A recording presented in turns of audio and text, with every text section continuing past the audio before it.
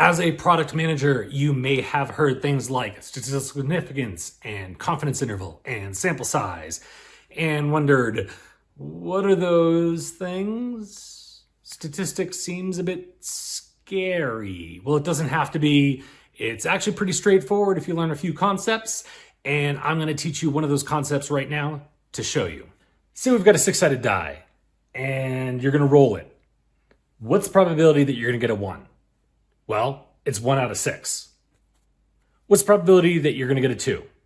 Also 1 out of 6. In fact, all of them are that. Look good? Awesome. What's the probability if you rolled 2 dice? So there's just 1 die. If we rolled 2 dice, that you're going to get an average of 1. Well, it's 1 out of 36, because the only way that's going to happen, out of all the different combinations when you roll 2 6-sided dice, is if both dice are 1. There's 36 ways those dice could land, and only one of them is both 1s to give you an average of 1. What's the probability of getting an average of 1.5? Well, it's 2 out of 36, because out of all the different combinations, you can do it by getting a 1 and a 2 or a 2 and a 1. What about getting an average of 2? Well, there's 3 different ways to get that. If both dice are 2, or if one's a 1 and one's a 3, or one's a 3 and one's a 1.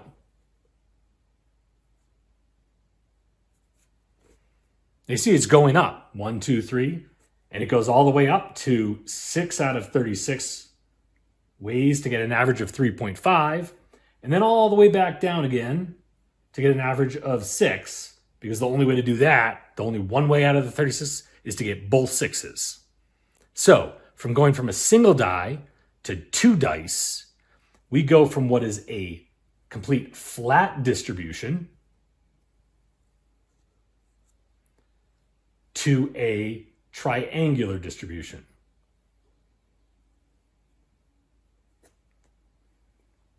Up, back down again. Flat. As you take a sample group and take the average of it instead of that, individual, if you plot the probability of that, it will tend towards the center. In fact, if you do it a bunch, you'll end up with a bell-shaped curve. It will tend towards the center. This is called the central limit theorem. The central limit theorem. You didn't know you were going to learn this complicated phrase, did you? It's all right, you don't even have to remember it. This is just to say, this premise right here is the underlying principle to all of the statistics, or at least the vast majority of statistics, that you're going to need to do as a product manager. And you're not even going to need to do this math yourself. There's plenty of software out there to do it for you, but understanding just a couple of concepts, generally easier than this one, and you're going to be able to do an awesome job and really up your game as a product manager as you really become more and more comfortable with inferential statistics. And what is this thing I just said about inferential statistics? Well, that's when you need to infer something about the population, your user base, from a sample. Right? You're not going to ask every single user you could possibly ever have. So you're going to take a sample of them and try to infer something about all of them with that. That's inferential statistics. I hope you found this valuable. If you did, please like, subscribe, and share it with others that might also find it valuable. Have a good one. That's horrible. That's not much better, but we're going with it anyway.